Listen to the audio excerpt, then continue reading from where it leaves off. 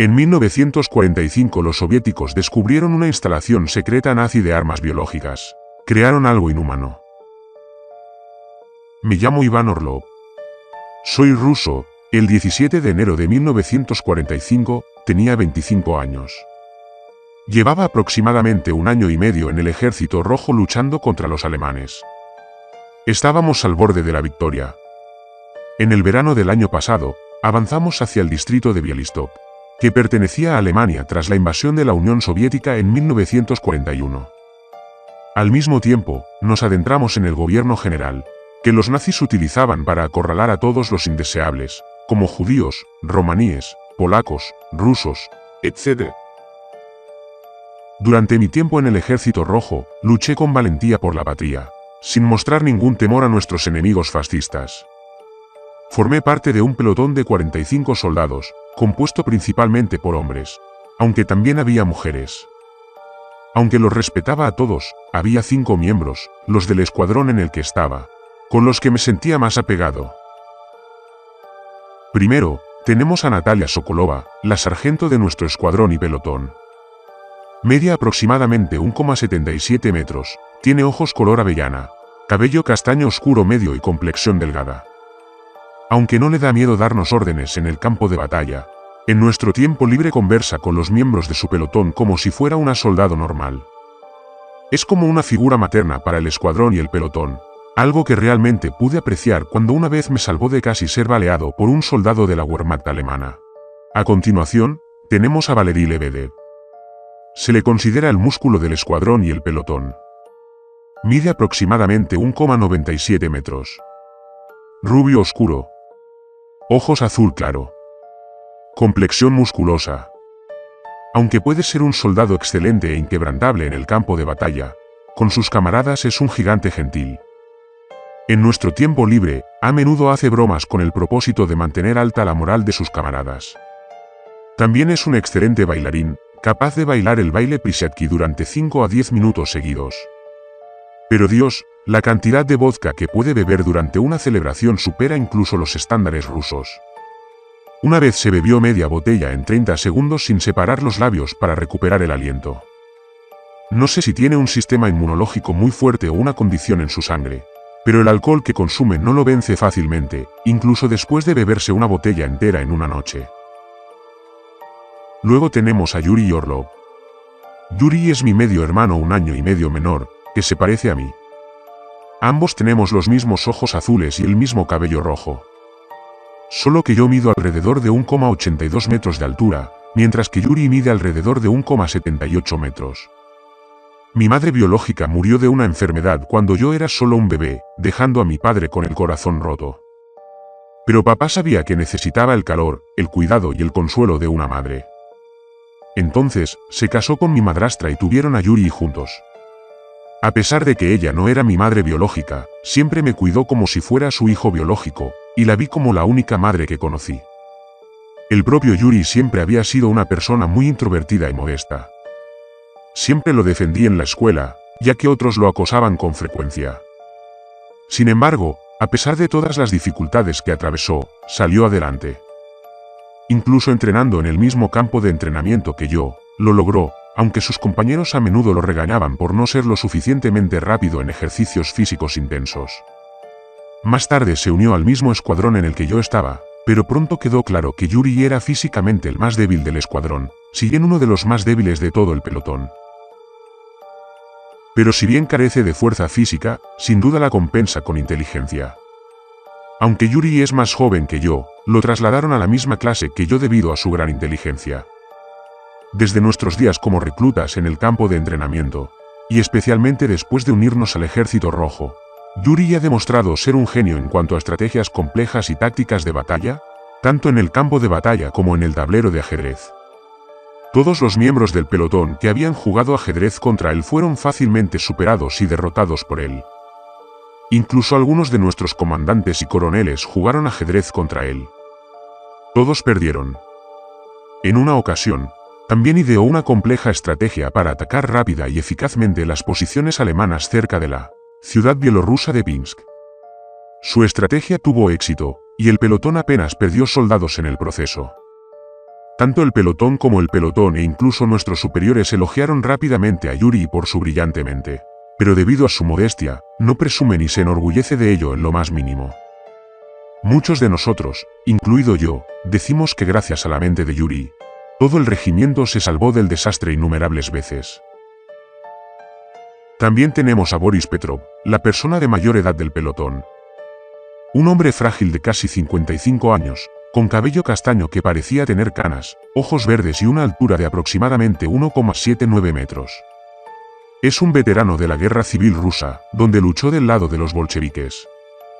Boris también fue uno de los soldados que lucharon contra los alemanes durante la batalla de Moscú. Había sobrevivido a toda la guerra entre Alemania y la Unión Soviética hasta ahora, pero perdió todo el pelotón en el que estaba debido a una emboscada alemana el 16 de marzo de 1943 en los bosques al suroeste de Vyazma, mi ciudad natal y la de Yuri, de la que tuvimos que huir a principios de octubre de 1941. Boris fue el único sobreviviente de esa emboscada. Antes de morir, su comandante le ordenó vivir para ver el derrocamiento del Tercer Reich y que nuestra bandera roja ondeara alta y orgullosa sobre Berlín. Al igual que Yuri, Boris también es una persona muy inteligente y culta. Pero su inteligencia se centra principalmente en los idiomas. Además del ruso, habla con fluidez ucraniano, bielorruso, polaco, inglés e incluso alemán. Esto lo hace útil para interrogar a soldados alemanes capturados y traducir documentos alemanes en el momento en que los recuperemos. Y finalmente, está Irina Medvedeva, el amor de mi vida. Una mujer esbelta de mi misma edad, de aproximadamente 1,79 metros, con cabello corto castaño claro y ojos azules como un océano profundo. Me enamoré perdidamente de ella la primera vez que la vi, pero no me atreví a confesárselo. No fue hasta la batalla de Lublin, después de rescatarla de un soldado de las SS que estaba a punto de apuñalarla con una bayoneta, que le confesé mis sentimientos mientras estábamos sentados juntos en el tejado de un edificio en ruinas al atardecer. Me dijo que, de hecho, sentía lo mismo desde hacía mucho tiempo, pero que tampoco se atrevió a decir nada por miedo a que reaccionara furioso. Entonces, nos miramos a los ojos y nos besamos. Solo 2 días después de nuestra confesión, el resto del pelotón supo de nuestra relación, y Valeria hacía muchas bromas al respecto, que nos hacían reír y sonreír. Cuando Yuri y yo estamos solos, siempre dice que Irina y yo formamos una pareja estupenda, que estamos hechos el uno para el otro. Irina y yo prometimos que, una vez terminada la guerra, regresaríamos a Rusia, nos casaríamos, conseguiríamos un trabajo y criaríamos una familia juntos y felices. Todos habíamos librado batalla tras batalla, como la de Gomel, Pinsk y Lublin. Pero también muchas otras. Todos aguantamos como un verdadero equipo. Pero ahora estábamos en lo profundo del territorio del gobierno general, las tierras que antaño fueron el corazón de Polonia. Recuerdo claramente cuando el Ejército Rojo llegó a la parte oriental de Varsovia, la ciudad que antaño fue la capital de Polonia. Allí, a mediados de septiembre de 1944, tomamos las partes de la ciudad al este del río Vístula. En esa época se producía el levantamiento de Varsovia, en el que el movimiento de resistencia clandestino polaco luchaba ferozmente contra los ocupantes alemanes en las zonas de Varsovia al oeste del Vístula. Sin embargo, a pesar de que los polacos ahora son nuestros aliados, no les ayudamos. Nuestros superiores nos ordenaron que nos quedáramos en la orilla oriental del Vístula. A pesar de que muchos soldados del Ejército Rojo estábamos en contra de este acto, incluidos mis compañeros más cercanos y yo mismo, no nos atrevimos a protestar contra nuestros superiores. Nos hubieran disparado si lo hubiéramos hecho. Así que, miramos. Observamos cómo los combatientes de la resistencia polaca y los soldados alemanes se enfrentaron brutalmente y se mataron entre sí en la zona oeste de Varsovia. Durante ese tiempo, muchos civiles polacos de la ciudad fueron masacrados sin piedad por los nazis. Finalmente, el 9 de octubre de 1944, los combatientes de la resistencia polaca en Varsovia se rindieron. Pero aún no hemos cruzado el Vístula. Tras la rendición de los polacos en Varsovia, muchos de sus habitantes fueron expulsados de la ciudad. Y como último recurso de venganza, los soldados alemanes, bajo las órdenes de Heinrich Himmler, Destruyeron casi todos los edificios en pie de Varsovia. La mayor parte de la destrucción se debió a dinamita y lanzallamas. El 17 de enero de 1945, después de que los alemanes se hubieran retirado de la ciudad, finalmente cruzamos el Vístula y entramos en las ruinas de lo que una vez fue la próspera capital polaca. Hay lugares en este mundo donde incluso la nieve parece morir antes de tocar el suelo. Ese fue mi primer pensamiento tras cruzar el río y adentrarnos en las ruinas de la parte oeste de Varsovia. La nieve no caía con suavidad. Flotaba en el aire como ceniza y caía a borbotones, como si no supiera si quería sentarse en esta tierra maldita. El aire era más frío a esta orilla del río. No solo en temperatura, sino en espíritu. Arañaba la piel y se colaba en los huesos como si quisiera quedarse. Este no era un lugar para vivos. Los 6, Yuri, Irina, Valery, Natalia, Boris y yo, caminábamos en el centro de la formación del pelotón. Nuestros fusiles estaban listos, pero no había nadie a quien disparar. Ni soldados de la Wehrmacht. Ni soldados de las SS.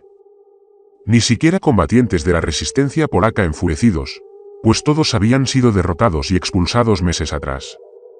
Solo silencio. Pasamos junto a los restos destrozados de lo que una vez fueron edificios, ahora solo escombros ennegrecidos.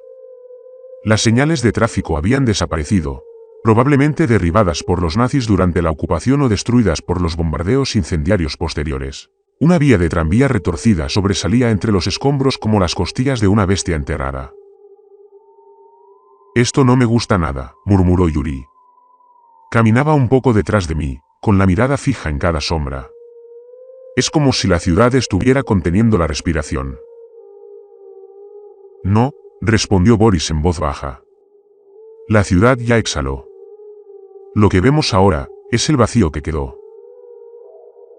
Miré a mi derecha. Irina estaba en silencio. Sus ojos azules reflejaban el cielo gris opaco mientras contemplaba la destrucción con una expresión que no pude descifrar. Le apreté la mano a través del guante. No habló, solo asintió levemente. Más adelante, el teniente Arseniev levantó el puño, indicando que debían detenerse. «Seguiremos por este bulevar», dijo, señalando un camino más ancho, flanqueado por tiendas destrozadas. «Manténganse alerta. No quiero que nadie se aleje». «¿Entendió?» «Sí, camarada teniente», respondió el pelotón al unísono. Mientras marchábamos, Valery rompió el silencio. «Mi madre le escribía a su prima en Varsovia antes de la guerra», dijo, casi para sí mismo. Decía que la ciudad era hermosa en primavera. Que sus parques podían poner celosa incluso a Moscú. «Es difícil imaginarlo ahora», dijo Natalia. Pasó por encima de una pila de ladrillos y se detuvo para ayudar a Irina a cruzar una puerta derrumbada. «Hasta los fantasmas tendrían miedo de quedarse aquí». Pasamos por lo que solía ser un hospital. La mitad de su letrero aún colgaba sobre la entrada, ennegrecido y chamuscado, Hospital Voiskovy. El resto había sido quemado. Dentro, los encontramos, docenas de cadáveres. Algunos esqueléticos, desplomados en camas de hospital, aún envueltos en sábanas congeladas.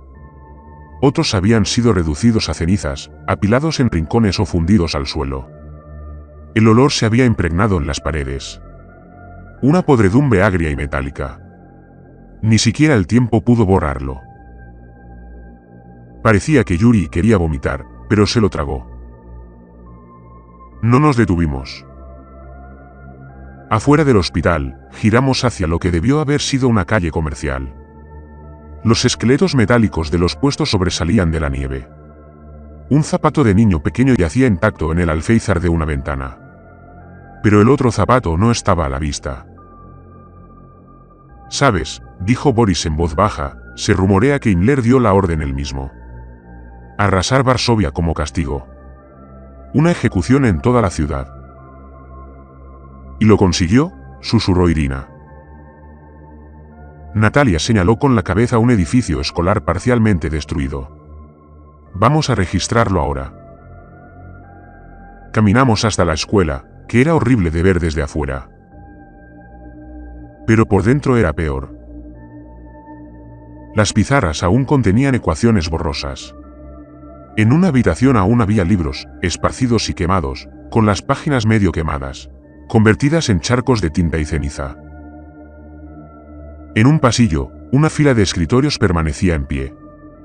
Pero detrás de cada uno, un cadáver carbonizado permanecía sentado, encorvado hacia adelante como si aún estuvieran haciendo un examen cuando llegó la muerte. Valerie, que solía ser el más ruidoso de nosotros, no dijo nada. Tenía los labios apretados y los hombros tensos. ¿Estás bien, camarada Valerie?, le pregunté mientras salíamos de la escuela y volvíamos a la nieve.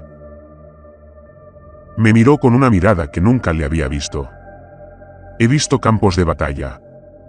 ¿Pero esto? Esto no fue una guerra. Esto fue deliberado. Todos sabíamos que tenía razón. A medida que avanzaba el día, pasamos junto a monumentos, ahora escombros. Museos, ahora mausoleos. El campanario de una catedral se había derrumbado a través de su propio techo, dejando vidrieras rotas esparcidas como cuchillas por el suelo. Cruzamos una plaza donde los restos de un tanque yacían semienterrados en la nieve, con la torreta retorcida y la escotilla abierta. A su alrededor había al menos una docena de cadáveres, tanto con uniformes alemanes como polacos. Ambos, en sus poses finales y fatales. Nos pareció mal hablar así que no lo hicimos. No fue hasta que llegamos a lo que una vez fue una biblioteca pública. Su techo había desaparecido, sus columnas estaban ennegrecidas. En los escalones de piedra de la entrada, un esqueleto estaba sentado erguido, con la espalda contra la pared, con un libro quemado aún en su regazo. Boris se agachó a su lado y sacó con cuidado el tomo en ruinas de los dedos rígidos de los huesos. Es una canción de Goethe, dijo tras una pausa. Fausto. La ironía es insoportable. Esa noche, acampamos en las afueras más al oeste de la ciudad en ruinas. Un edificio derrumbado servía de cortavientos parcial. Valerie hizo una fogata con muebles rotos y restos de estanterías, mientras Yuri buscaba cualquier cosa inflamable que no estuviera empapada. Nos reunimos alrededor del fuego en un círculo informal, abrigados con nuestros abrigos. Las llamas danzaban en nuestros ojos, pero ninguno sentía realmente calor. Por un rato, no hablamos. Solo miramos el fuego y escuchamos el viento rozar las ruinas como un doliente invisible. Entonces Natalia habló. De niña, leí un cuento sobre Varsovia. Sobre sus sirenas. Valerie arqueó una ceja. ¿Sirenas? ¿Como las del mar? Ella negó con la cabeza. No. La sirenka. Una sirena que protegía la ciudad. La leyenda decía que vivía en el Vístula y que se alzaría para defender a los habitantes de Varsovia en su hora más oscura.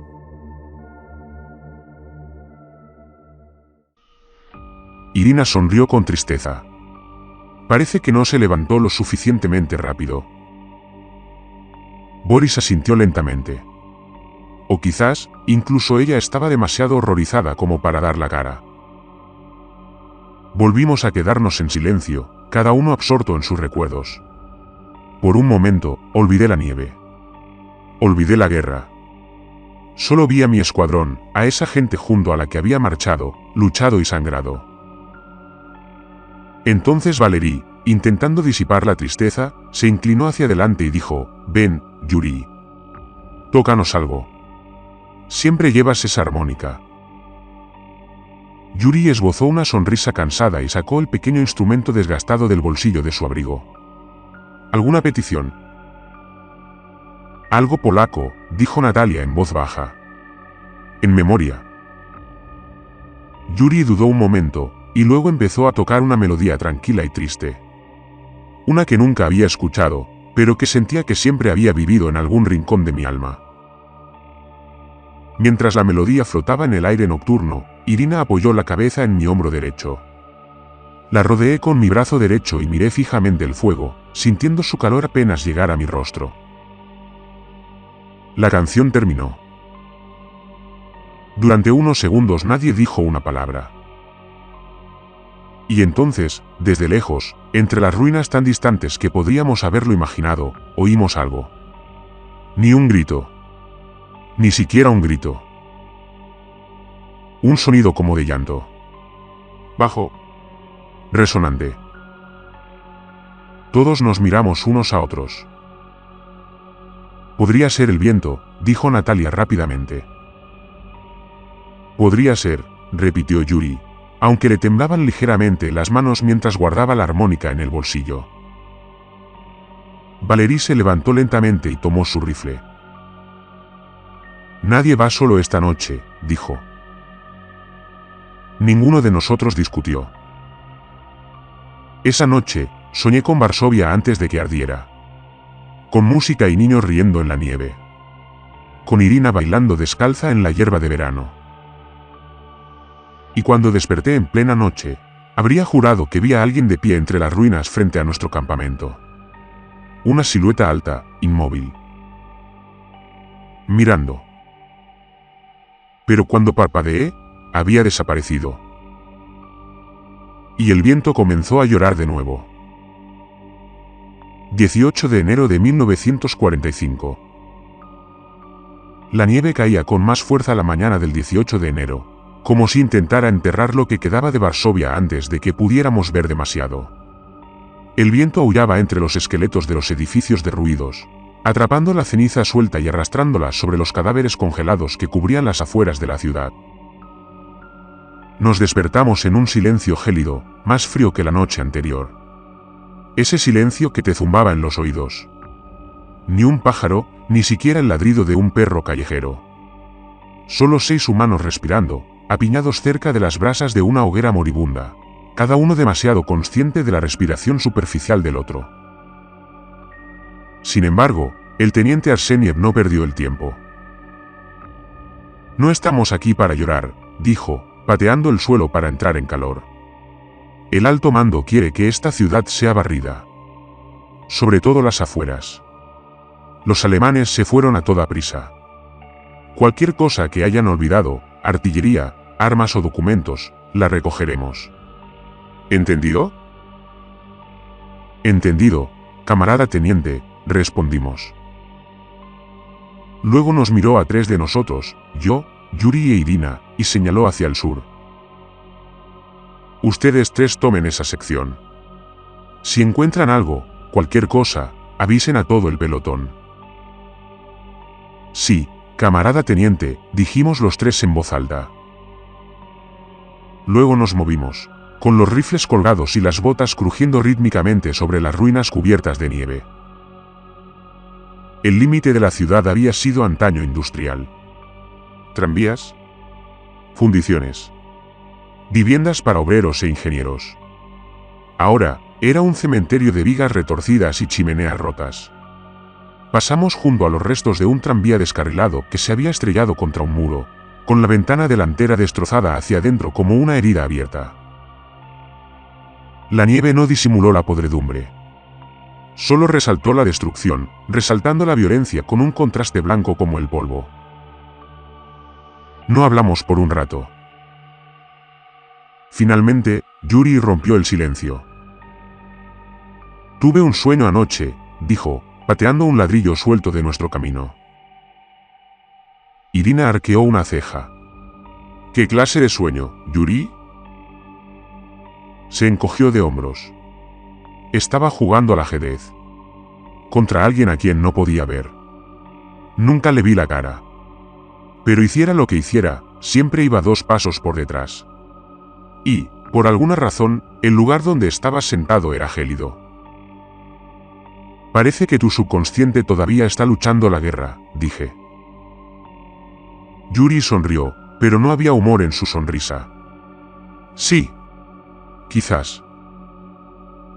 Pasamos junto a un almacén medio derrumbado, con las paredes derrumbadas por el impacto directo de un proyectil. El olor a combustible persistía en el aire, incluso después de meses de abandono. No encontramos nada dentro, salvo cajas quemadas y una máquina de escribir derretida. Mientras avanzábamos, Irina quitó un poco de nieve de un letrero carbonizado. Esto era una fábrica de piezas de tranvía, murmuró. Mi abuelo la visitó una vez, hace años. Decía que los ingenieros de aquí eran brillantes. Caminamos con cuidado entre las ruinas, casi esperando que cada giro revelara algo grotesco, una trampa, un cuerpo, un alemán escondido entre los escombros. Pero la ciudad permaneció inquietantemente silenciosa. Pasaron 40 minutos. Encontramos poco más que escombros, varillas retorcidas y algunos cadáveres congelados, polacos, alemanes y, a veces, irreconocibles. La mayoría llevaban mucho tiempo muertos, con la carne marchita o quemada. Otros habían sido desenterrados recientemente por la nieve. Uno parecía un niño. No dijimos nada. Fue entonces cuando Yuri notó algo. Espera, allá, señaló una estructura de hormigón achaparrada, parcialmente derrumbada, pero que aún conservaba su forma. Había algo extraño en ella. Estaba menos arruinada que todo lo demás. Menos orgánica, de alguna manera. Las ventanas estaban destrozadas, pero el cristal era grueso, casi reforzado. ¿Qué crees que era esto?, preguntó Irina. Pudo haber sido cualquier cosa, dije. Un puesto administrativo. Quizás una oficina de fábrica. No hay señales, dijo Yuri. Ni siquiera las antiguas. Nos acercamos con cautela. La nieve era más espesa aquí, intacta. No había huellas aparte de las nuestras. Eso ya era extraño. Los carroñeros siempre dejaban rastros, incluso en invierno. Allí dentro el aire cambió. La temperatura bajó al menos 10 grados. No había ninguna razón. No había tuberías rotas ni ventilación expuesta. Solo un frío inconexo. La sala principal se había derrumbado a medias. Escritorios quemados, vigas caídas, papeles triturados convertidos en mantillo. Algunas partes del segundo piso habían cedido, derramándose como una avalancha de yeso y carbón. Y entonces Yuri se detuvo. Se quedó completamente quieto. Espera, susurró. Dio un paso hacia el centro de la habitación y se arrodilló. Algo le había llamado la atención. Sus manos enguantadas apartaron la nieve y el hollín de una gran alfombra destrozada, enterrada bajo los escombros. La tela se desprendió como una costra. Y debajo de ello. ¿Metal? Ayudamos a limpiar el resto. Lo que descubrimos fue una enorme trampilla de acero, cuadrada y sólida, atornillada en las esquinas y ligeramente empotrada en el suelo. La superficie estaba marcada por una esvástica negra. Y en el centro de la esvástica, grabada en líneas profundas y nítidas, estaba la inconfundible runa S de las SS. El aire en la habitación parecía tensarse, como si algo estuviera conteniendo la respiración. Irina retrocedió de inmediato. No, susurró. Sea lo que sea esto, no pertenece aquí. Yuri pasó la mano por el borde. Esto no formaba parte del edificio original. Esto fue añadido. Reforzado. Sentí un nudo en el estómago. No lo abrimos. Todavía no. Buscamos a los demás. Irina asintió, dirigiéndose ya hacia la salida. Encontraré al pelotón. Mientras desaparecía en la nieve, Yuri y yo rodeamos la trampilla. Sin manijas, murmuró. Solo estos tornillos. No están oxidados, mira. Dio un golpecito a uno. Pulidos. Mantenidos. Me agaché a su lado, quitando la escarcha del borde. ¿Qué tan profundo crees que llega? Demasiado profundo, dijo Yuri sin dudarlo.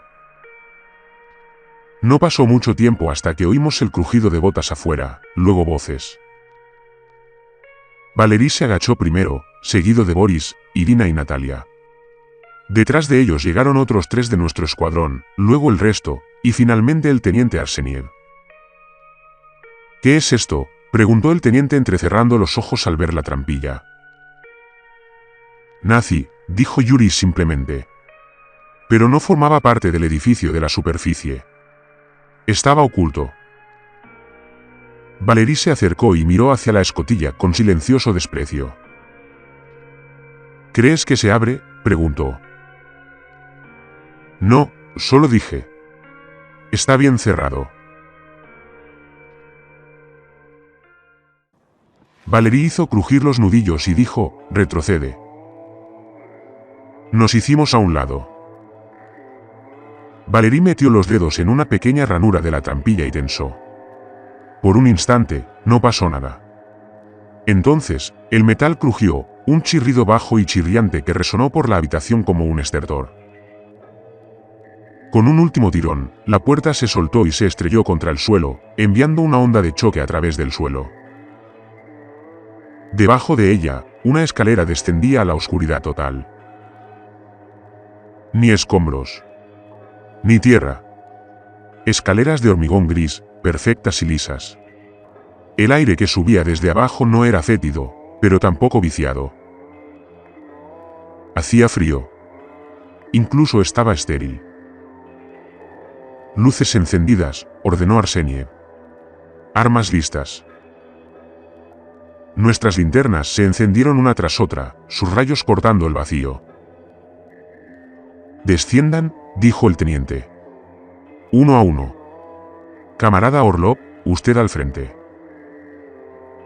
Asentí, apretando más el rifle y dando un paso hacia el borde. Por un momento dudé. Había algo en la oscuridad de abajo, no solo sombra, sino profundidad. Una especie de quietud ancestral e infinita que vibraba contra la luz. Aún así, yo fui primero. Y así, todo el pelotón descendió a la oscuridad. Cada paso resonaba al descender.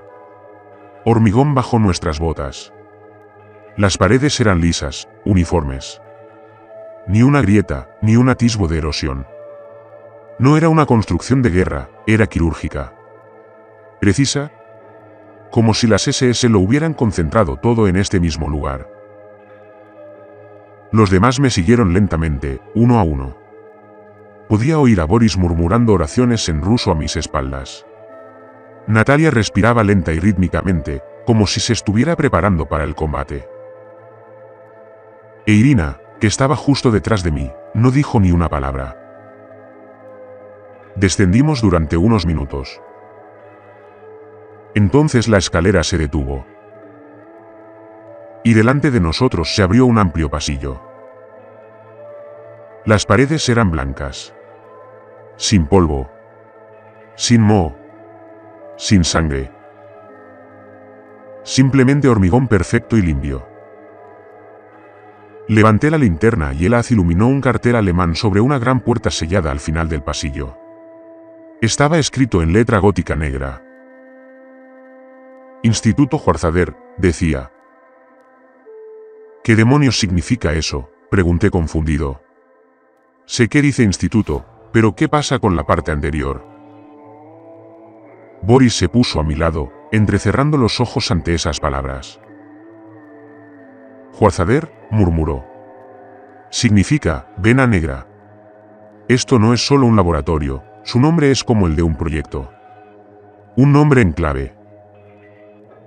¿Para qué? Valerie frunció el ceño. Nadie tenía una respuesta. Entonces se oyó el sonido, débil, mecánico. El zumbido de la electricidad aún fluía por algunas venas invisibles del edificio. Generadores de emergencia, tal vez. O algo más. Esto no me gusta, dijo Natalia mientras miraba su revista. Demasiado limpio, añadió Yuri. Sin polvo. Sin deterioro. Es como si este lugar nunca hubiera estado abandonado. Seguimos adelante, con las armas en alto y las luces encendidas. Y la puerta que estaba frente a nosotros se abrió con un crujido. La puerta se abrió con un crujido antinatural. Por un momento, ninguno de nosotros habló. Incluso Valerie, que acababa de forzar una trampilla que probablemente no había visto la luz del día en meses, parecía reacio a dar el primer paso. Más allá del umbral, el pasillo se ensanchaba. La iluminación superior era fría y fría. Algunas lámparas del techo parpadeaban intermitentemente, pero las demás permanecían apagadas. Cuanto más nos adentrábamos, más se convertían nuestras linternas en nuestra única fuente de iluminación. Este lugar no era un refugio. Ni siquiera una base. Era algo completamente distinto, dije en voz baja. Médicos o científicos, murmuró Boris, pasando los dedos por la pared. Pero no civiles. Este lugar no fue construido para curar. Cada superficie parecía pulida, conservada, sin telarañas, sin moho. El pasillo se dividía en una docena de pasillos diferentes, cada uno etiquetado en alemán. Los letreros estaban marcados con palabras clave desconocidas, cada una más inquietante que la anterior. Versuch A13, Experimento A13, Zellenflügel 3, Ala de celdas 3, Entwicklungskammer, Cámara de desarrollo. Llegamos a un gran mapa de metal recubierto de vidrio. Yuri le quitó el polvo. Es un plano, dijo, entrecerrando los ojos. Un laberinto. El Instituto Guarzader no era solo un laboratorio. Era un complejo subterráneo. Tenía varias plantas, pasillos tortuosos y ramificaciones de ramificaciones, algunas conducían a viviendas, otras a contención, análisis biométrico y estudios de comportamiento. Boris tradujo en voz alta mientras recorría el esquema con el dedo. Todo este complejo está bajo el límite sur de la ciudad. Quizás 2 kilómetros de pasillos. No fue construido para la evacuación. Fue construido para el control. ¿Aislamiento? ¿Qué parte revisamos primero?, preguntó Valerie. Nos mantenemos unidos, dijo Natalia con firmeza. Primero el corredor este. Y así, los 6 nos movimos hacia el corredor este, mientras el resto del pelotón se dirigió a otras direcciones. Mientras nuestras botas resonaban en el suelo de baldosas, me di cuenta de lo mal que olía el aire aquí abajo. No era podredumbre. Era químico. Lejía. Conservantes. Como el olor de un hospital que había muerto mucho antes que sus pacientes. La primera habitación en la que entramos tenía una pequeña ventana en la puerta. Dentro había camillas. De acero inoxidable. Con correas laterales. Cada una tenía manchas oscuras de color óxido acumuladas en el centro.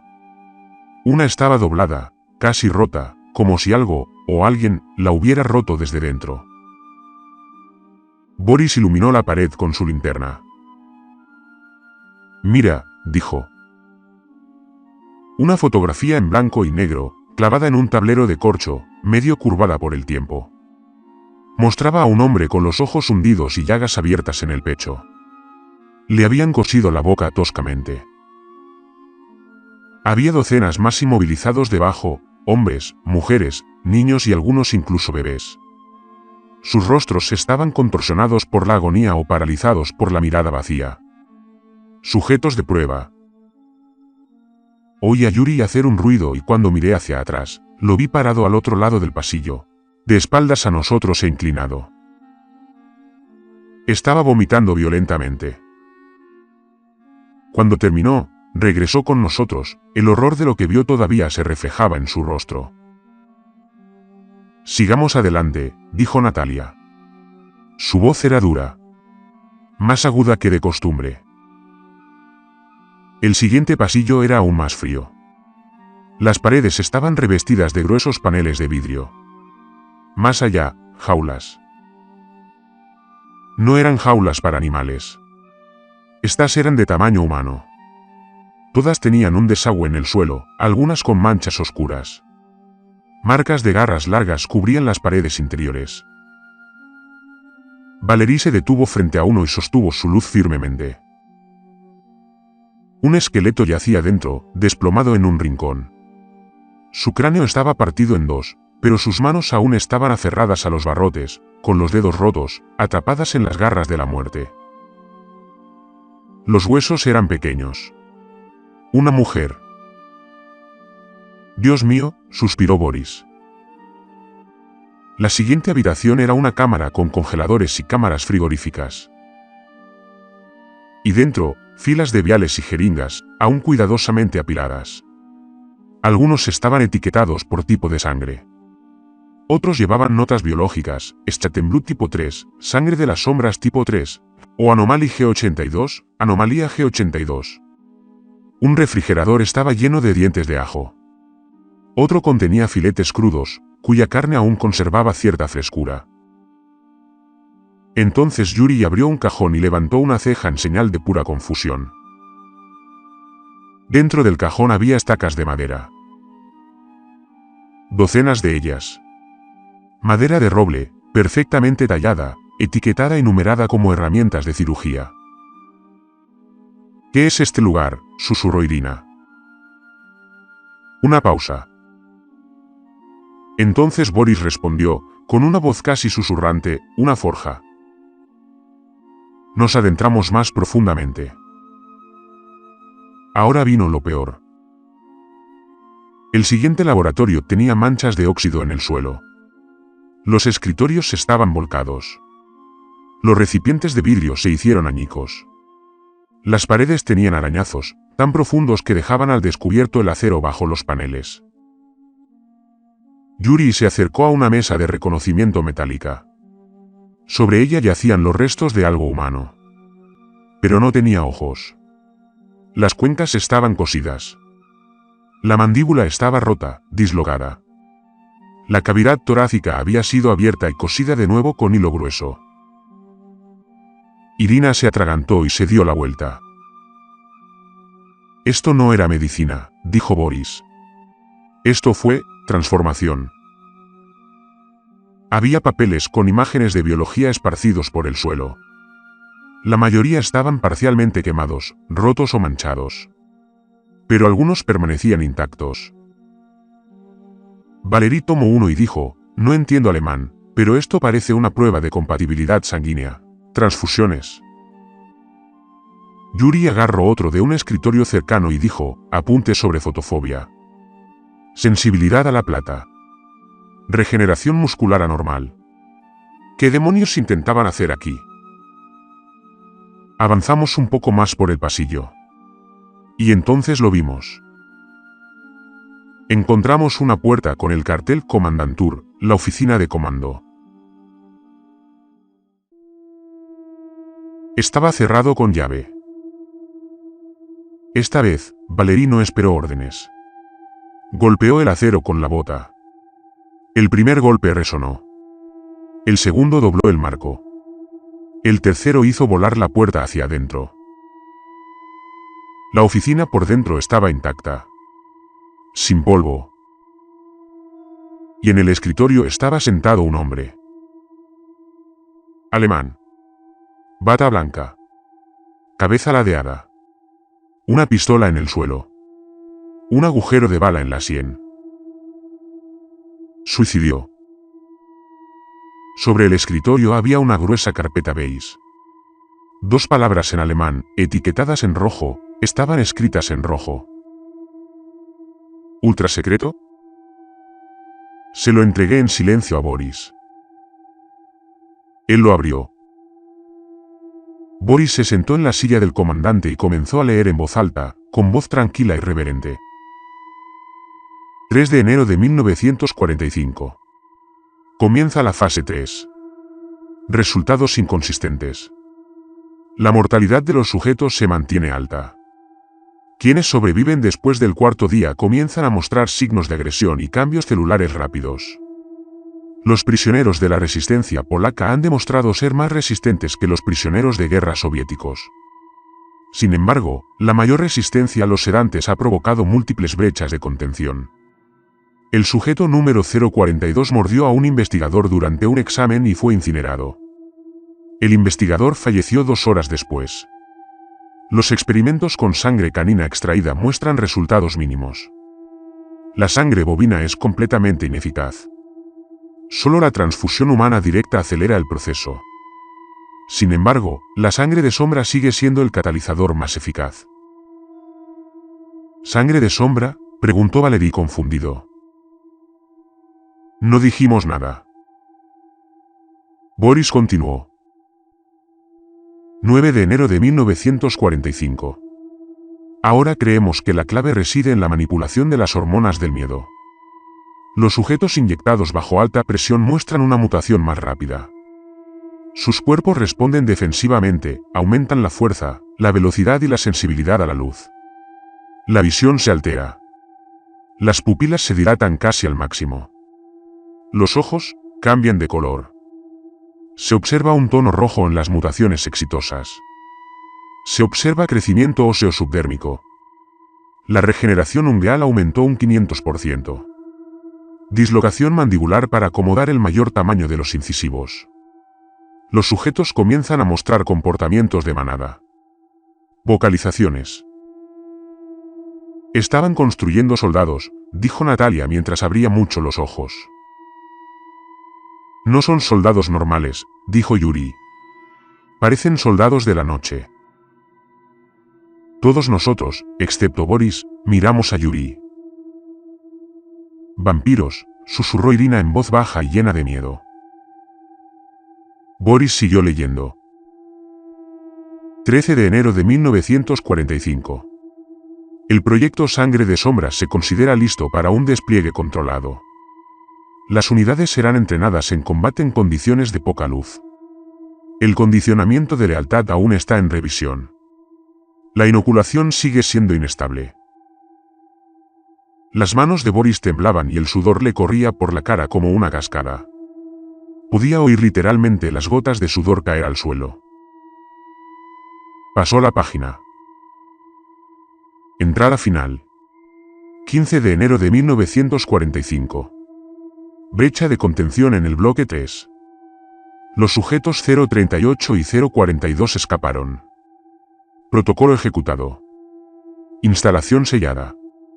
Equipo 2 muerto. Evacuación de comando aprobada. Investigadores restantes deben atrincherarse en el sector superior. Si se encuentra esta nota, no intenten la contención. No abran las puertas. Y sobre todo, no vayan al subnivel D. La voz de Boris se quebró. Él nos miró. No terminaron el proyecto. Se les fue de las manos.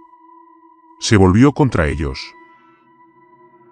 Los ojos de Yuri se abrieron de par en par cuando preguntó, ¿qué pasó con los sujetos? Antes de que alguien pudiera responder, me di cuenta de que el científico muerto tenía algo en su abrigo.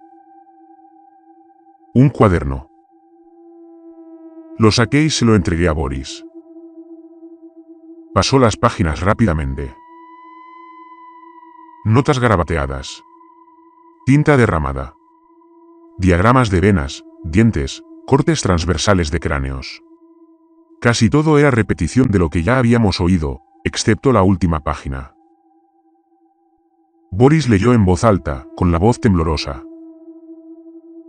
La sangre los transformó. Pero no como lo planeamos. No piensan. Devoran. Desgarran, rasgan, consumen. Mis colegas fueron devorados vivos. No se convirtieron en vampiros.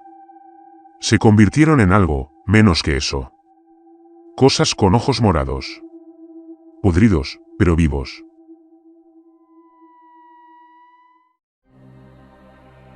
Los verdaderos vampiros, los que sobrevivieron a la fase 3, se habían desvanecido.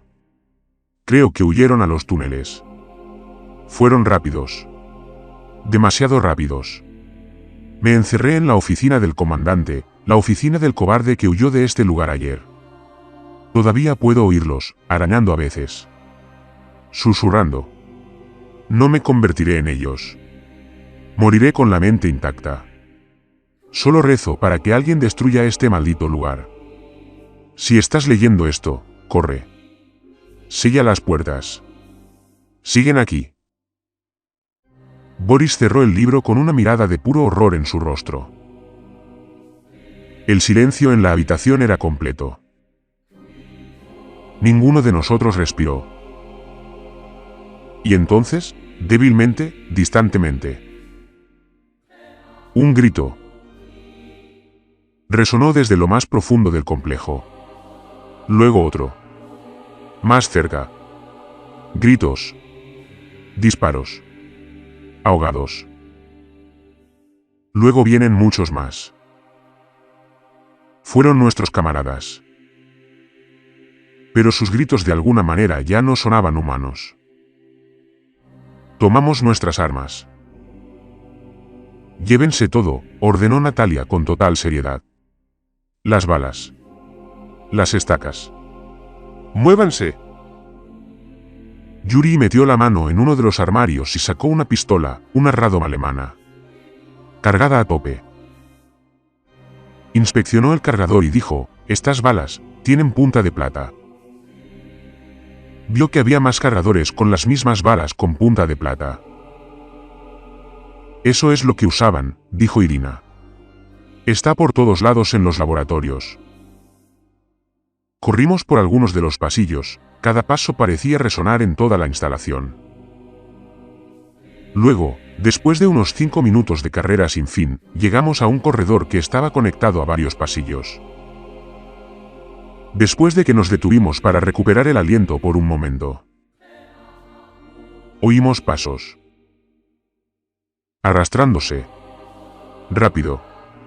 Viene de todas direcciones. El primero vino desde el corredor este, tropezando en la oscuridad como un borracho. Al principio, pensé que era uno de nuestros compañeros de pelotón, quizá Dmitri o Andropov, aturdido o herido. Pero entonces nuestras linternas iluminaron su rostro, y todo mi cuerpo se paralizó de horror. La piel estaba flácida, descolorida, teñida de una podredumbre grisácea.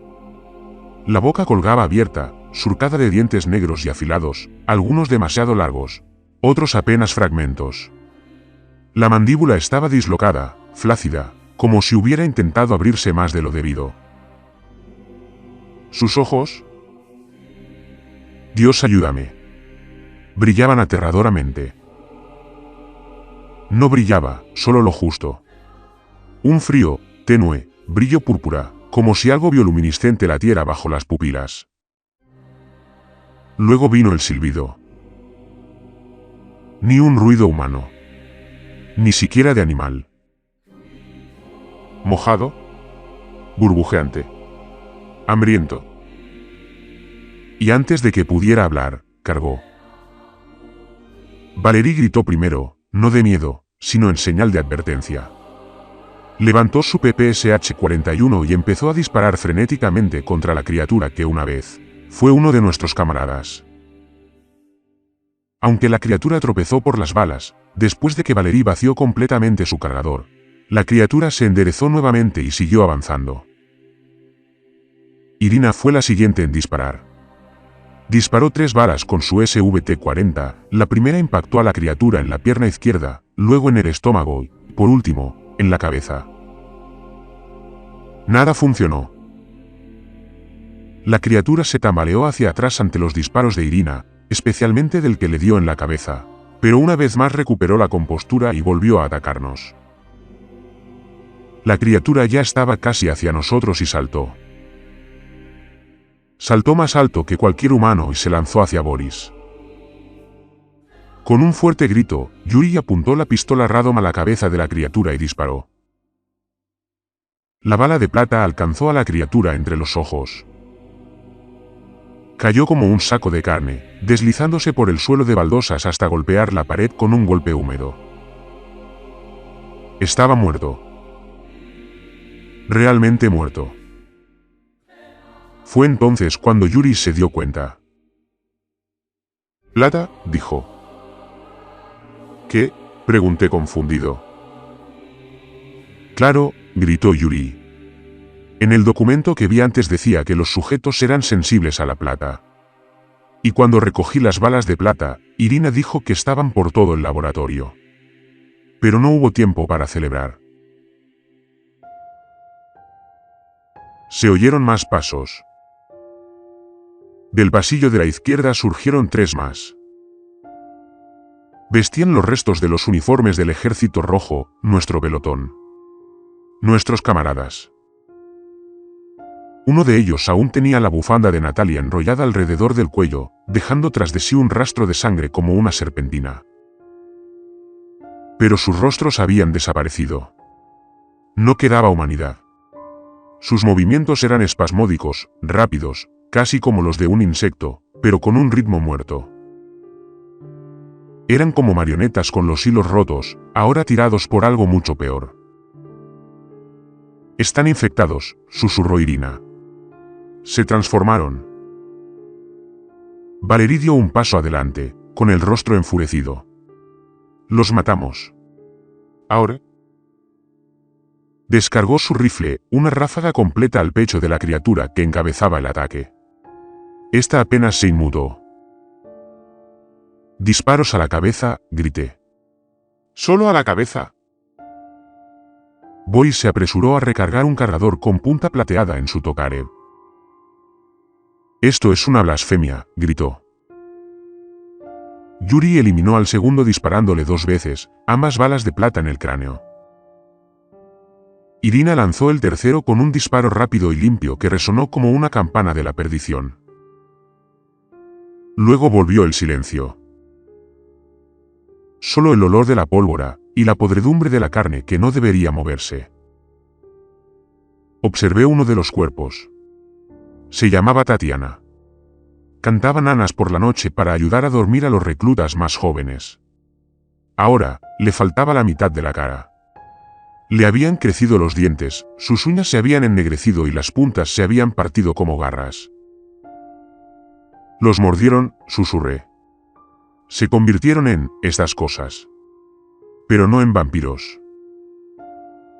Yuri se arrodilló junto al cadáver, examinando la sangre violácea que brotaba de la herida. No son del todo no muertos, dijo. Son algo intermedio. Controlados. Infectados. Como parásitos que se han apoderado del huésped. ¿Zombies?, espetó Valerie. Boris negó con la cabeza. No en el sentido folclórico. Esto es científico. Diseñado. Un gemido resonó por el pasillo. Luego otro. Docenas. Desde todas las direcciones. Corrimos. Avanzamos a toda velocidad por el pasillo, siguiendo el único camino que aún no estaba bloqueado por gemidos y pasos. Nuestras linternas rebotaban violentamente, proyectando sombras temblorosas que danzaban sobre las paredes manchadas de sangre. Por aquí, gritó Natalia, girando hacia un pasillo lateral que decía Reactiver Bereich. Al final encontramos una puerta pesada, reforzada con barras de acero. Irina y yo la cerramos de golpe justo cuando la primera criatura dobló la esquina detrás de nosotras. La cerradura encajó en su lugar. Presionamos nuestras espaldas contra la puerta, respirando con dificultad. Los golpes llegaron segundos después. Docenas de puños. Garras. Cabezas. Yuri se estremeció con cada impacto. No vamos a salir por donde vinimos, dijo Valerie, dejándose caer contra la pared. No coincidió, Natalia. Ya estarán por toda la escalera. Nos giramos. La habitación a la que acabábamos de entrar no era un pasillo normal. Era un túnel largo y arqueado, con tuberías y cables. El suelo tenía pendiente descendente. Pasillo de mantenimiento, murmuró Boris. Probablemente se usa para cableado. Quizás conecta con otra salida. O en otro laboratorio, dijo Irina con tristeza. Nos movimos en silencio. Los golpes en la puerta se hicieron más distantes a medida que descendíamos. Cuanto más descendíamos, más antinatural se volvía la arquitectura. Las baldosas terminaron. Los pisos se volvieron de concreto oscuro, casi orgánicos en su forma, como si las paredes hubieran crecido en lugar de ser construidas. Finalmente, el pasillo se ensanchó y se convirtió en una gran cámara. y fue entonces cuando los vimos. Tanques de vidrio. 8. Cada uno del tamaño de un ataúd, erguido contra la pared del fondo. Lleno de un líquido verdoso, espeso como el jarabe. Cables eléctricos serpenteaban por sus costados y luces tenues parpadeaban en sus bases. 3 quedaron destrozados.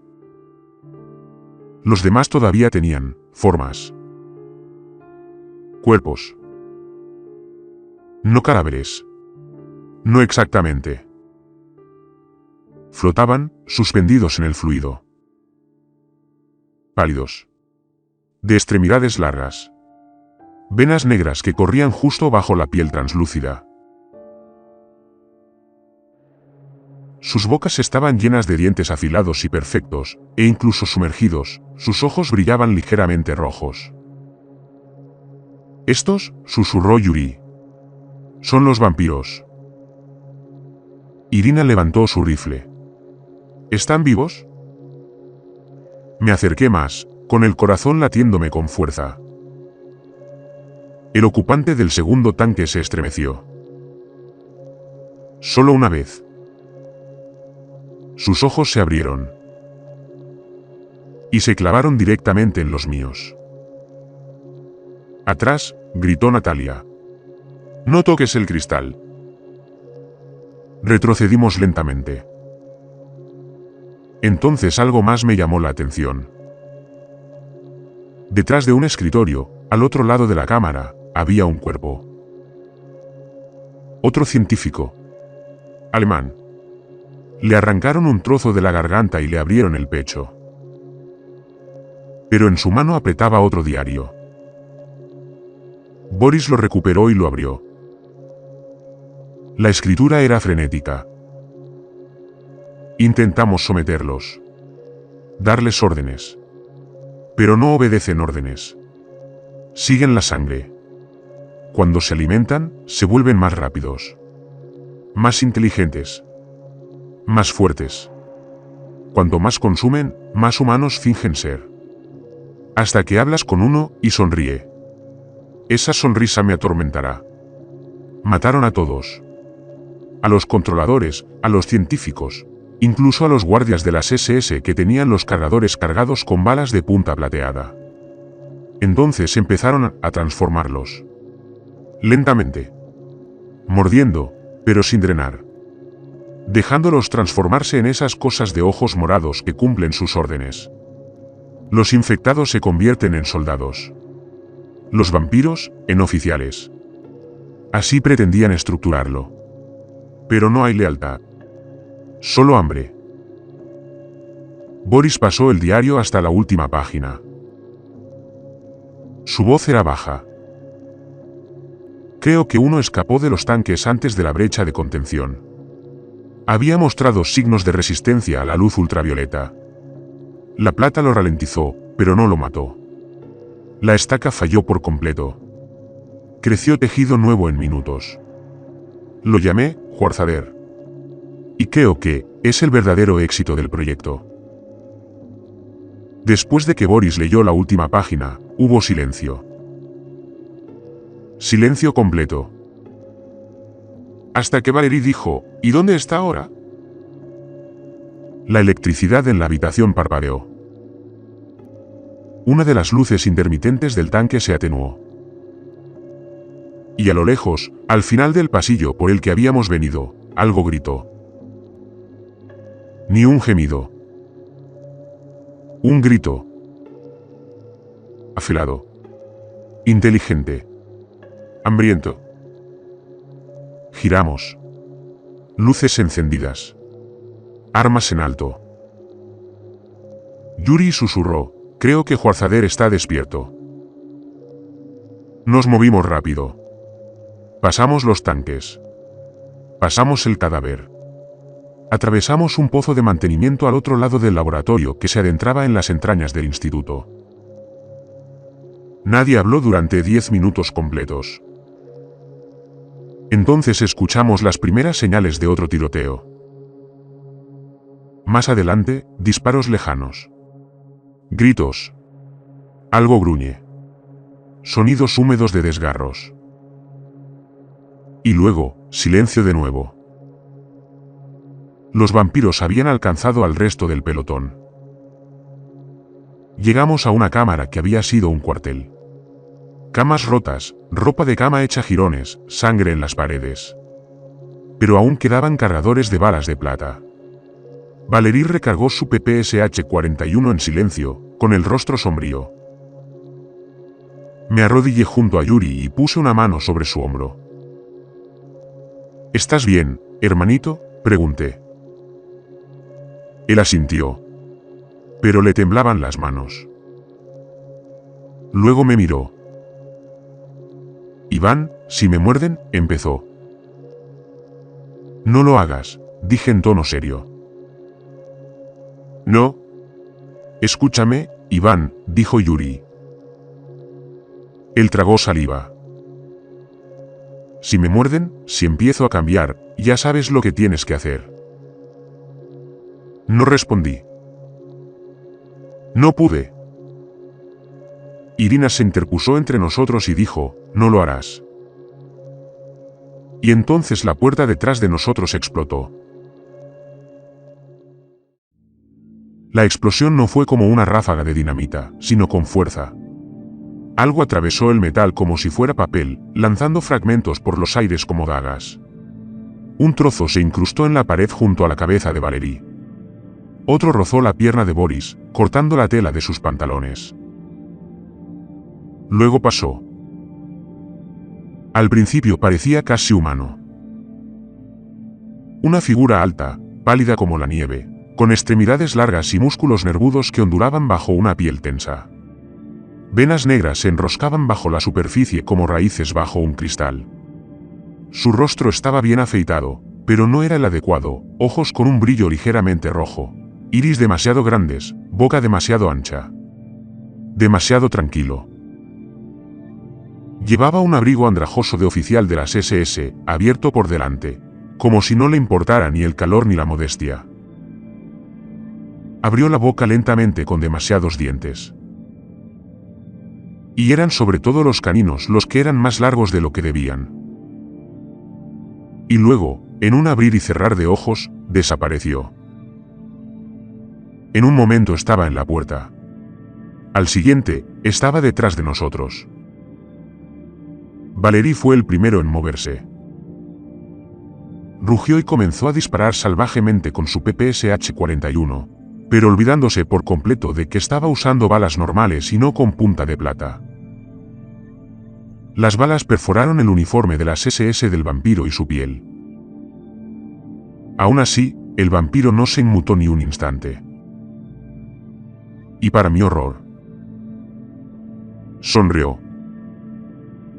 Sonrió con una sonrisa tan grande que me provocó escalofríos como nunca antes había sentido. Más frío que incluso la temperatura de los duros inviernos rusos.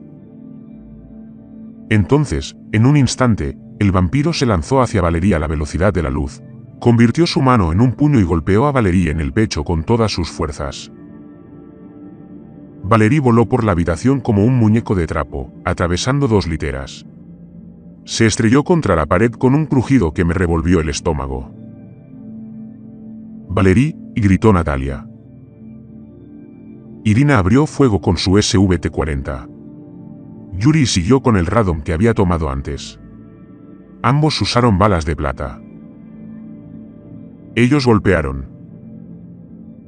La cosa se tambaleó, una vez, luego 2 veces, pero no cayó. Se lanzó de nuevo. Demasiado rápido. Antes de que nos diéramos cuenta, ya estaba frente a Boris.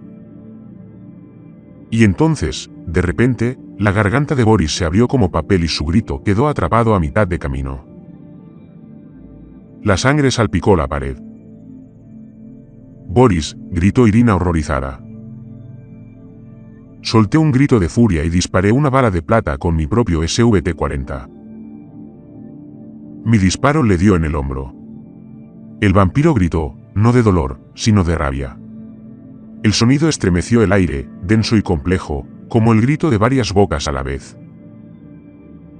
Tenemos que replegarnos, gritó Natalia. Tenemos que reagruparnos. Yuri y yo arrastramos el cuerpo inerte de Valery, dejando atrás a Boris, al menos lo que quedaba de él. No miré atrás. No podía. Lo conocía desde hacía 1 año y medio, había luchado a su lado, había reído con él.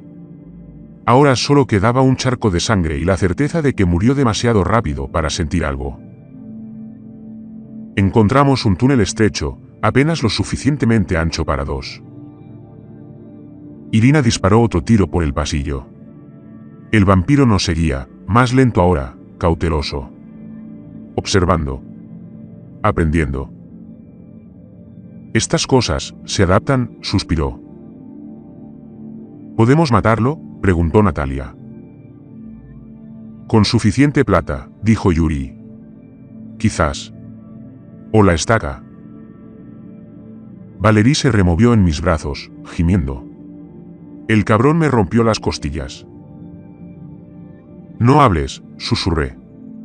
Ahorra fuerzas. ¿Guardarlo para qué?, preguntó Valery débilmente. No respondimos. El túnel se curvaba bruscamente y daba a una cámara llena de maquinaria, equipos eléctricos antiguos, filas de tubos zumbantes, consolas olvidadas. Las luces parpadeaban erráticamente en paneles con etiquetas en alemán: Blutdruckssteuerung, Erhaltung, Konditionierung.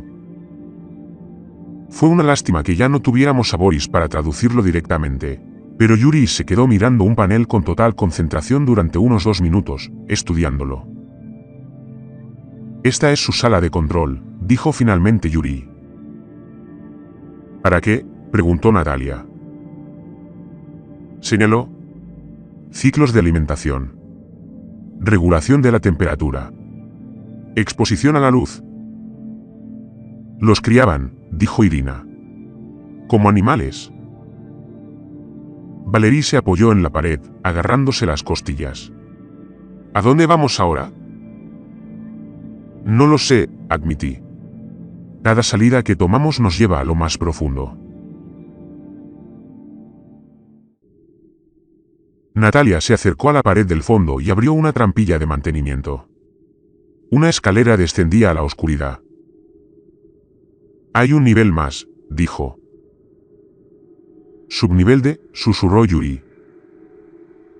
Aquel en el que el diario nos advirtió que nunca entráramos. Nos miramos el uno al otro. No hubo debate. Tuvimos que descender. Sin embargo, antes de que quisiéramos descender, oímos algo detrás de nosotros. Risa fría. Miramos y vimos que el vampiro al que nos enfrentamos antes estaba parado a unos 20 metros de nosotros. Con un pequeño ejército de esas criaturas de ojos morados. Algunos de ellos vestían batas blancas de laboratorio alemanas, otros eran guardias de las SS con sus cascos de acero todavía puestos y los demás eran el resto de nuestros camaradas. ¡Oh Dios!, jadeó Natalia. Las criaturas permanecieron quietas junto a su amo vampiro, siseándonos con sus afilados dientes. Entonces, el vampiro gritó en un tono demoníaco en alemán y nos señaló. Aquí. Las criaturas de ojos morados comenzaron a caminar rápido hacia nosotros, pero no a correr. Era como si el vampiro controlara sus movimientos, como si quisiera asustarnos.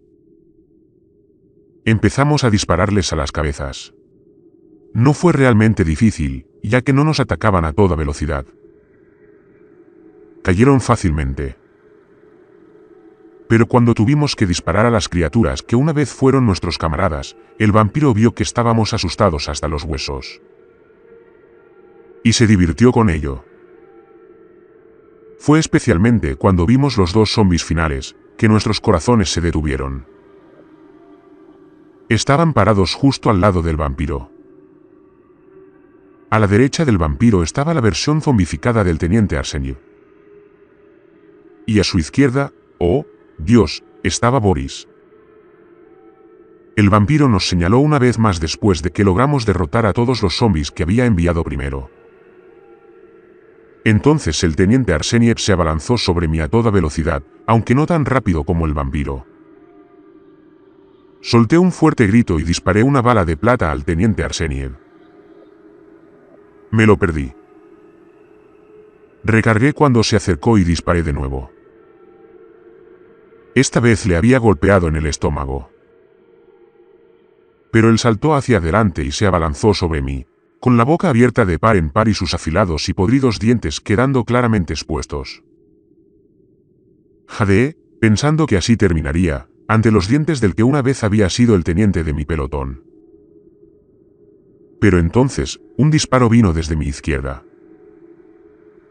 3 balas atravesaron la cabeza del teniente Arseniev y su cadáver casi cayó sobre mí, completamente inmóvil. Miré a mi izquierda y vi que Yuri, Natalia e Irina tenían las armas en alto. Acababan de salvarme de la muerte.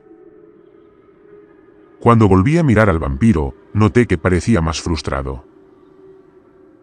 Soltó un siseo, mostrando sus dientes de gran tamaño. Y entonces, un Boris zombificado cargó contra nosotros, más rápido que el teniente Arseniev. Todos jadeábamos con dificultad, con las armas temblando en nuestras manos. Teníamos que dispararle a uno de nuestros camaradas más cercanos. ¡Fuego!, gritó finalmente Natalia. Yo, Natalia, Yuri e Irina disparamos todos a la vez. Las balas con punta de astilla impactaron varias veces en el pecho de nuestra excamarada. Entonces, el último disparo de Yuri con su radom golpeó la cabeza de Boris. Y el cuerpo de Boris, o cadáver, como quiera llamarlo, se desplomó sobre su espalda. Vi lágrimas corriendo por el rostro de mi hermano pequeño. Pero luego, cuando nos giramos para ver dónde estaba el vampiro, ya no estaba. Pero antes de que pudiéramos reaccionar, oímos un ruido borboteante detrás de nosotros.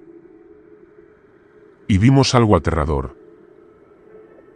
El vampiro estaba inclinado detrás de Valerie, que todavía estaba sentado en el suelo.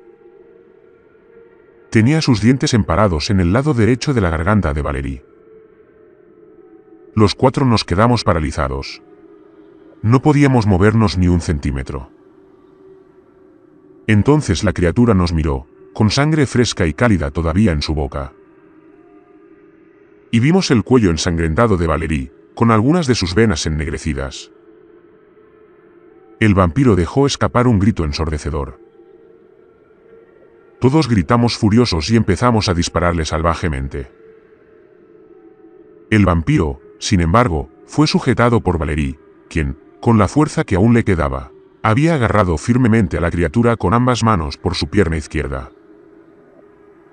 Debido a esto, el vampiro no podía moverse y nuestras balas de plata pudieron golpear a la criatura en el pecho varias veces. El vampiro gritó y se tambaleó hacia atrás, claramente debilitado ahora. Entonces vimos algo que parecía una especie de milagro. Valerie, a pesar de las graves heridas que recibió y de la sangre que aún le salía de la garganta, reunió todas las fuerzas que aún tenía y se puso de pie. Dio un paso hacia el vampiro con una determinación sombría e inquebrantable. Y luego, del interior de su uniforme, sacó una estaca que aparentemente había tomado anteriormente. El vampiro miró a Valerie, todavía enojado, pero debilitado. Valerie dijo solo una frase. «Hazlo, señor». Y luego, con toda su fuerza, clavó la estaca de roble directamente en el corazón de la criatura, sin necesidad siquiera de un martillo. El vampiro dejó escapar un grito ensordecedor, pero Valerie siguió empujando la estaca más profundamente en el corazón de la criatura hasta que finalmente salió de su espalda. Entonces el vampiro empezó a vomitar sangre. Sangre negra. Finalmente, los brillantes ojos rojos del vampiro se desvanecieron, hasta que no hubo nada más que oscuridad en sus ojos. Luego se derrumbó. Y después de unos segundos, también lo hizo Valerie. Yo, Irina, Natalia y Yuri corrimos hacia nuestro camarada. «Todo va a estar bien, Valerie», dije. «No», dijo Valerie débilmente. «Es demasiado tarde». Las venas negras ahora se extendían más rápido por su cuerpo. Valerie jadeó con dificultad y dijo débilmente, fue un honor luchar por la patria. Y lo más importante. Ahora también empezó a toser algo de sangre. Fue un honor aún mayor luchar junto a todos ustedes, concluyó Valerie. Entonces, con las últimas fuerzas que le quedaban, sacó su pistola. Y se disparó en la cabeza. Todos nos tambaleamos hacia atrás en estado de shock por el disparo. Los músculos de nuestro escuadrón acababan de perecer de la forma más espantosa posible. Yuri, Irina y yo jadeamos pesadamente durante un tiempo, hasta que Natalia finalmente rompió el silencio. Tenemos que ahondar más, dijo con voz grave.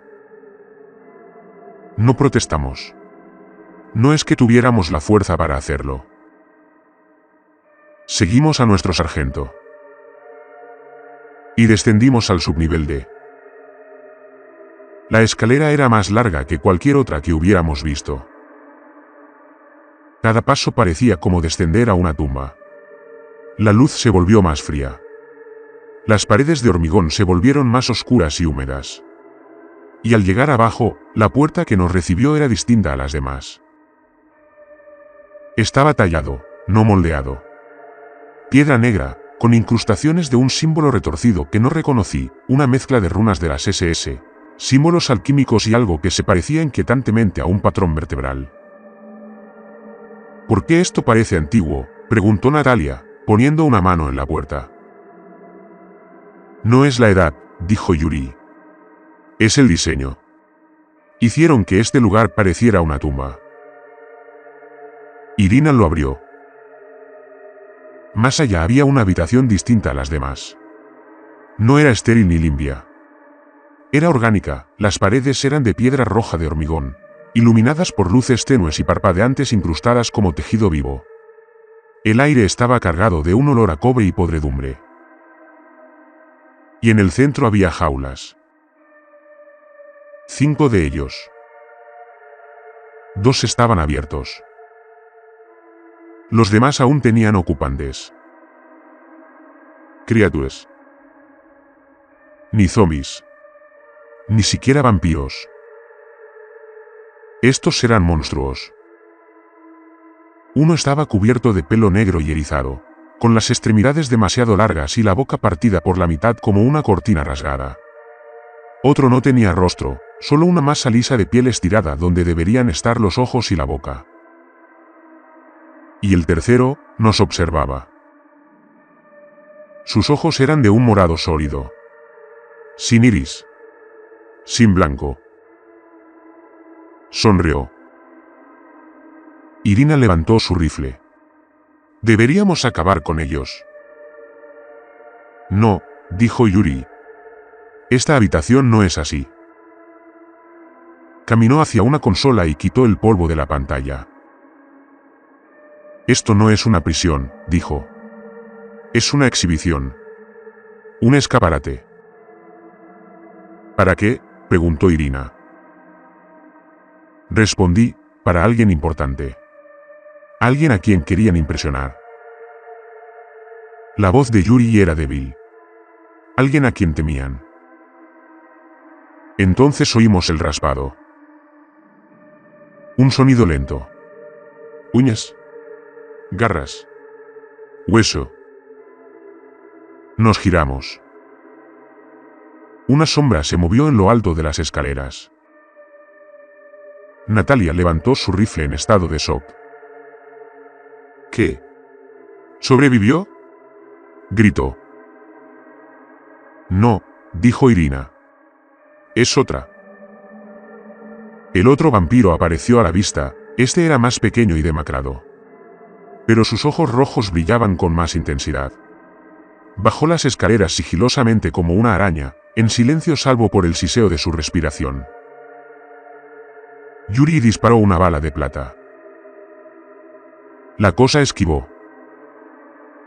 Saltó hacia un lado, aferrándose al techo, luego cayó detrás de Natalia.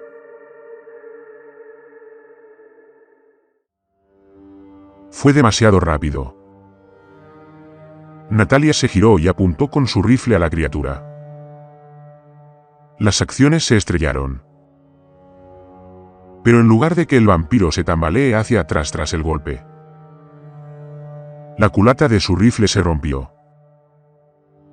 El vampiro miró directamente a los ojos de Natalia y sonrió malvadamente. Entonces, el vampiro concentró toda su fuerza en su brazo derecho y atravesó el pecho de Natalia. Nos quedamos sin aliento y observamos con horror cómo la mano del vampiro sobresalía de la espalda de Natalia. Con su corazón empapado de sangre aún latiendo en su mano derecha. Una vez más, Irina dejó escapar un furioso grito de guerra y disparó una bala de plata a la pierna izquierda de la criatura, con su rifle. La criatura chilló, soltó el corazón de Natalia y lo dejó caer al suelo.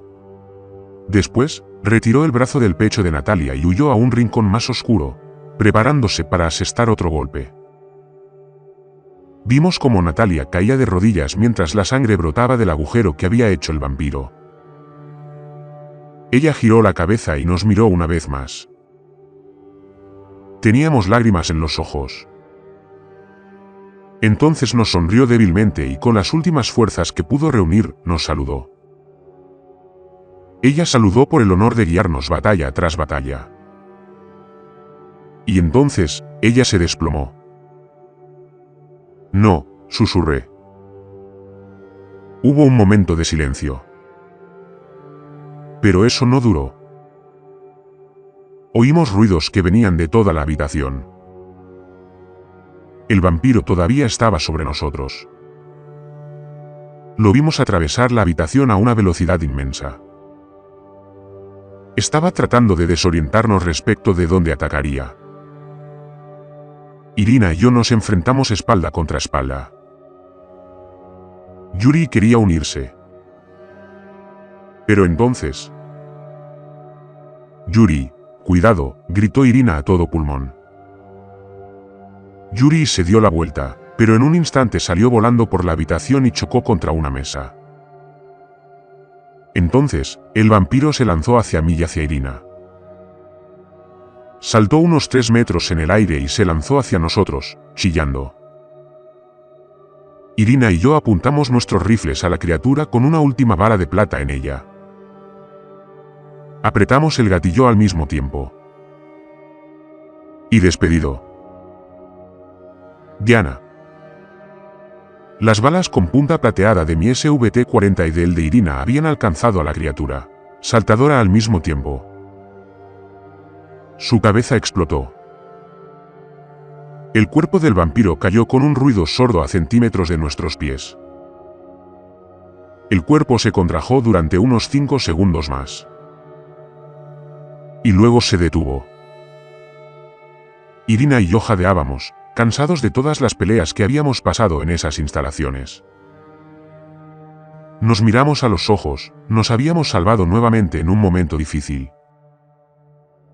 Nos sonreímos el uno al otro, queriendo besarnos debido al gran amor que compartimos el uno por el otro. Pero ese beso no pudo llegar, ya que escuchamos pasos a nuestro lado. Iván, dijo la voz de Yuri débilmente, un poco quebrada. Miré a mi derecha y vi a Yuri caminando lenta y débilmente hacia nosotros con su radom todavía en su mano derecha. Su rostro estaba pálido. Pero había algo en el lado izquierdo de su garganta. Una marca de mordedura. Se me hundió el corazón en el estómago mientras mis ojos se abrían con horror y dejé caer mi rifle. Ya las venas negras se arrastraban bajo la piel de Yuri. ¿Cómo?, murmuré suavemente pero claramente horrorizado. Yuri gimió y dijo, justo antes de que me enviara volando por la habitación, rápidamente me mordió la garganta, aunque no me di cuenta hasta que estuve en la mesa. Me encontraba jadeando pesadamente. Iván, dijo Yuri con una cara que sugería algo. Algo que me dijo antes de que conociéramos al primer vampiro en el cuartel. No, dije con severidad. No. Yuri, podemos arreglarlo. ¿Aún hay tiempo? No, no lo hay, dijo Yuri con calma. Ya viste lo que le pasó a Tatiana. Al teniente Arseniev. A Boris. Irina miró hacia otro lado, ya tenía lágrimas en los ojos. Negué con la cabeza, retrocediendo un paso, con la voz entrecortada por el horror y la tristeza. No, no puedo. Tienes que hacerlo, susurró Yuri. Antes de que me convierta. Antes de que te haga daño. Caminó hacia mí y colocó la pistola Radom en mi mano derecha. Todavía le queda una bala con punta de plata en el cargador, dijo Yuri con una leve sonrisa. Aprovecha esta oportunidad, hermano. Suspiré profundamente. Sentí mi corazón latir en el pecho y la garganta. Levanté el arma hacia la cabeza de Yuri. Mis manos temblaban. Miré a mi hermano menor una vez más con cara asustada y triste. Las lágrimas corrían por mis mejillas como una cascada. Me sonrió y dijo, dile a mamá y a papá que los quise. Diles que luché por ellos y por la patria.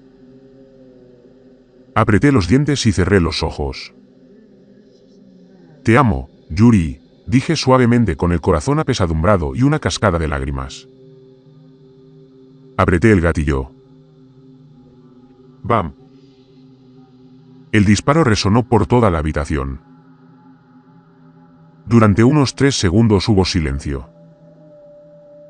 Entonces, soplado golpe. Abrí los ojos lentamente de nuevo. Yuri yacía de espaldas en el suelo, con el rostro aún sonriente y la mirada fija hacia arriba. Pero tenía un orificio de bala limpio entre los ojos. Mis lágrimas no paraban de fluir y mi boca comenzó a abrirse. Intenté gritar, pero el dolor era demasiado profundo y abrumador. Lo único que salía de mi boca eran fuertes sollozos y jadeos. Había matado a mi hermano. Mi propio y único hermano. Nunca me importó que naciéramos de madres diferentes. Era una de las personas más cercanas que conocí, a quien amaba. Mi mano derecha aflojó su control sobre el Radom y este cayó al suelo. Caí de rodillas, todavía sollozando pesadamente. Después de unos 10 segundos, Irina se arrodilló a mi lado. La miré. Aunque tenía la boca cerrada, ella también tenía lágrimas corriendo por su mejilla como una cascada. Luego ella me abrazó fuerte y yo la abracé de vuelta, todavía sollozando por la pérdida de Yuri. Le había quitado la vida a mi hermano. ¿Por qué tenía que hacerlo? Porque este lugar lo demandaba. Después de lo que pareció una eternidad, salimos de la instalación subterránea por donde habíamos venido. Nuestros uniformes estaban cubiertos de sangre. Parte de ella era sangre negra. Estábamos congelados. Traumatizado. Pero vivo. Solo nosotros dos. 2 horas después nos encontró un escuadrón de soldados del Ejército Rojo, barriendo la zona del sur de Varsovia. Al ver nuestra situación, y escuchar solo fragmentos de lo sucedido, trajeron oficiales. Y estos oficiales notificaron a los generales soviéticos. Solo unas horas después de haber presenciado aquella pesadilla viviente, fuimos interrogados por 3 generales soviéticos. No gritaron. No nos acusaron de locura.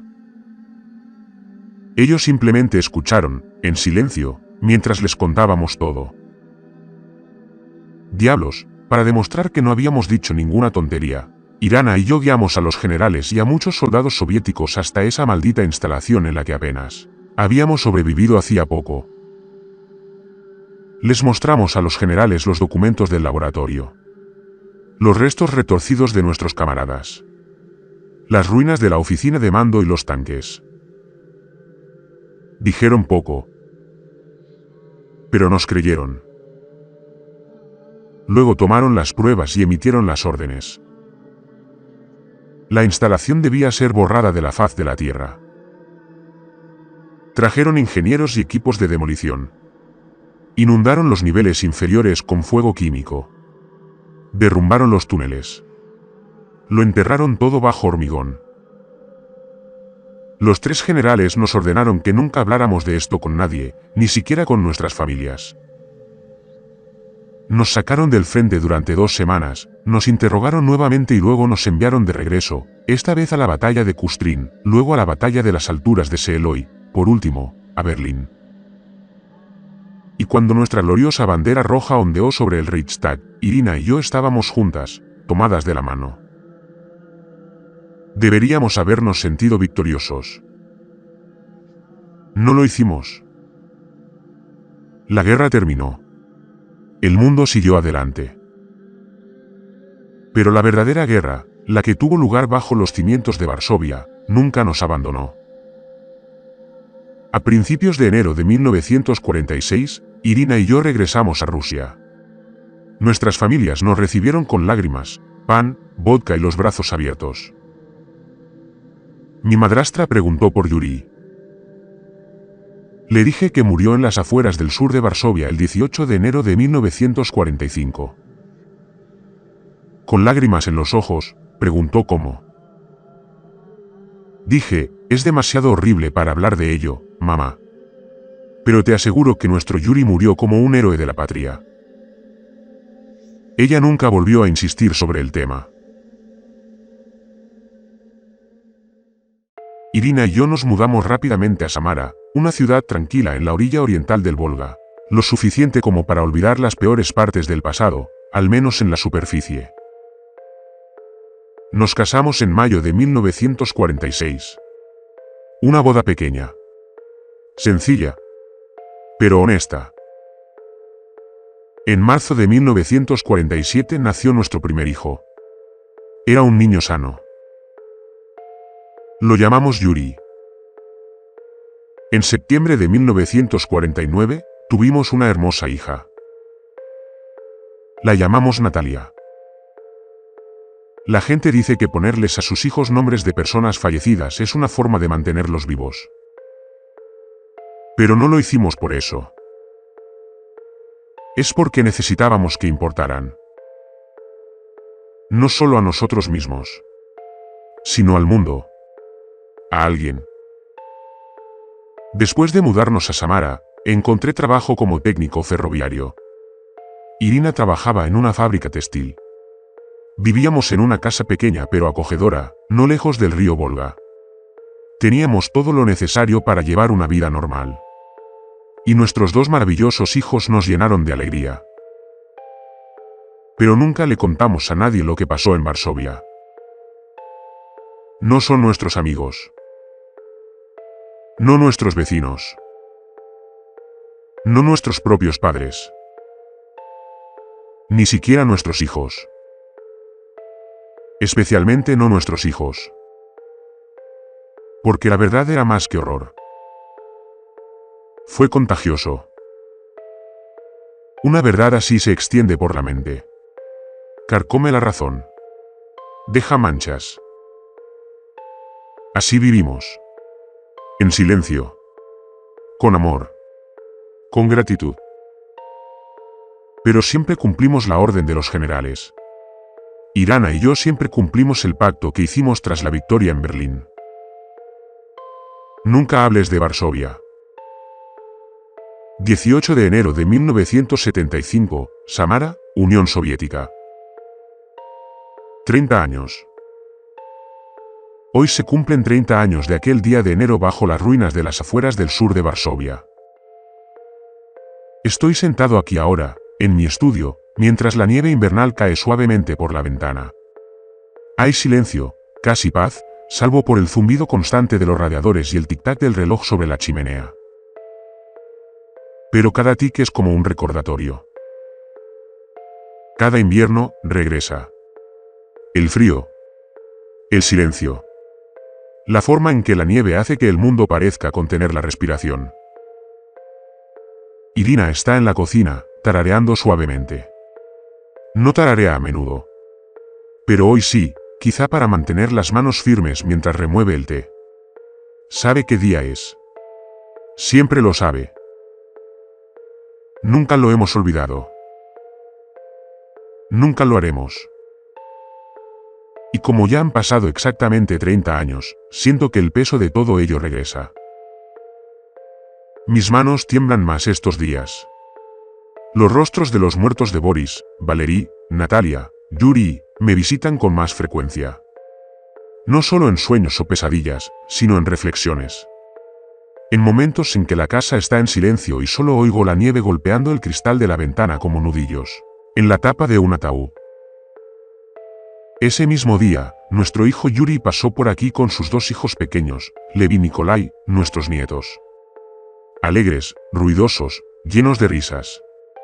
El mayor de tan solo 4 años, Lev, corría por los pasillos fingiendo ser un piloto soviético. Me reí. Incluso me uní a él por un momento, volando aviones invisibles por el aire. Pero en el momento en que salió de la habitación, una sombra volvió a caer sobre mí. Veo su rostro y veo el rostro de mi hermano pequeño Yuri. Oigo reír a Lev y recuerdo el sonido de esa última bala de plata resonando en las paredes de hormigón. Irina vino a verme antes. Se sentó a mi lado y me tomó de la mano. ¿Estás pensando en ellos otra vez, no?, preguntó. Asentí. Ella apretó suavemente. Seguimos aquí. Ojalá lo fuera, susurré. Sobrevivimos, Iván. Eso tiene que significar algo. Lo sé, dije. Pero todavía los oigo. De noche. Todavía veo sus ojos. Irina miró hacia abajo y permaneció en silencio por un momento. Entonces ella dijo, yo también. A veces me pregunto, ¿habría sido más fácil si hubiera muerto allí abajo? ¿Habría sido más sencillo dejar que el vampiro me llevara? ¿Caer con mi hermano y mis camaradas? Pero no. Hay una razón por la que viví. Una razón por la que Irina también lo hizo. Porque si alguien tenía que llevar consigo este recuerdo, esta verdad, tenía que ser alguien que pudiera soportarla sin dejarla crecer. Lo llevamos como un frasco sellado. Oculto. Contenido. Como lo fue el Instituto Juarzader. Porque si tan solo una palabra escapara de nuestras bocas, nadie nos creería. O peor aún, alguien lo haría. Y luego cavarían. Y abrirían lo que debía quedar enterrado. Esta tarde, saqué la pequeña caja de madera que he mantenido escondida durante 30 años. Cerrado. Cubierto de polvo. Siempre guardado detrás de las viejas medallas del ejército y las fotos familiares descoloridas. Dentro se encuentra la última página del diario que tomé del científico alemán que yacía en la oficina de comando del Instituto Juarzader. No pude destruirlo. Porque una parte de mí temía que no los matáramos a todos. S.A.D., la vena negra, nunca cayó en el fuego. Que en algún lugar, debajo de alguna otra ruina olvidada, algo aún se mueve. Todavía lo recuerda. Todavía tiene hambre. Y si un día alguien encuentra una puerta similar, una trampilla grabada con runas y oscuridad, la abrirá. Y el ciclo comenzará de nuevo. Así que conservé la página. Una advertencia.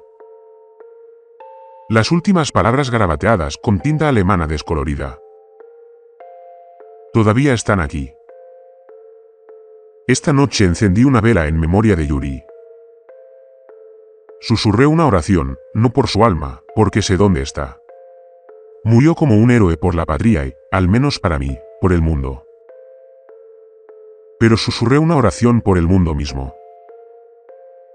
Un mundo que no sabe que casi lo devoró. Irina se unió a mí. Nos sentamos juntos en silencio. Afuera, El viento arreció. La nieve bailaba como ceniza. Y por un momento, creí oír algo. Un grito lejano. Casi como una voz. En las profundidades de la tierra. Pero cuando escuché de nuevo, era solo el viento. Solo el pasado. Y yo sabía. Ya era hora de finalmente escribirlo todo. Para alguien. Para cualquiera. Así que si vuelve a suceder, si vuelven a venir, sabréis lo que vimos. Lo que sobrevivimos. De lo que nunca escaparemos. Porque las armas más letales que jamás fabricaron los nazis no fueron pistolas, tanques o bombas. Había cosas construidas debajo de la tierra. Hecho de sangre y sombra. Y si alguna vez vuelven a despertar, no estarás listo. Nadie lo hará.